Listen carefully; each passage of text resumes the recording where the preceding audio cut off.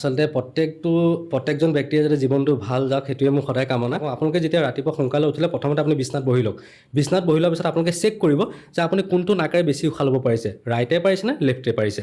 আপুনি যোনটো নাকেৰে বেছিকৈ উশাহ ল'ব পাৰিছে সেই ছাইডটো যোনটো নাকেৰে আপুনি বেছি উশাহ ল'ব পাৰিছে সেই ছাইডটো, সেই প্ৰথম যোনটো হাত হ'ব সেই হাতটো আপুনি মা ধৰিত্ৰীমান স্মৰণ কৰক। স্মৰণ কৰি পেলাই দুখন হাত আপুনি মেলি দিব।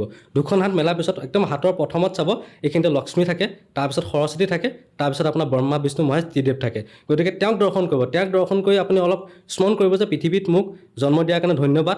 আজিৰ দিনটো যেনে মোৰ হাতেৰে যাতে কোনো পাপ নহয়, মোক যাতে সৎ পথে লৈ যোৱা, সেইখিনি স্মৰণ কৰিব। আৰু জীৱনত আৰু মানুহৰ হকে, ৰাইজৰ হকে, নিজৰ হকে ভাল কাম কৰিবলৈ আহ্বান কৰিব। নিশ্চয় আপোনাৰ ভাল ফলাফল পাব। তাৰপিছত সেই হাতখন আপুনি মুখত 3বাৰ হ'লেও আপুনি লেপ কৰিব। তাৰপিছত আপোনাৰ যোনটো হাত আপুনি আপোনাৰ পকাত চুইছিল বা মাটিত চুইছিল সেই ভৰিটোৱে আপোনালোকে টাচ কৰি পেলাই আপোনালোকে আগবাঢ়ি যাওক। ভিডিঅ'টো চাই কেনেকুৱা পালে কমেণ্ট কৰি জনাব আৰু লগতে চেনেলটো ছাবস্ক্ৰাইব কৰি দিব।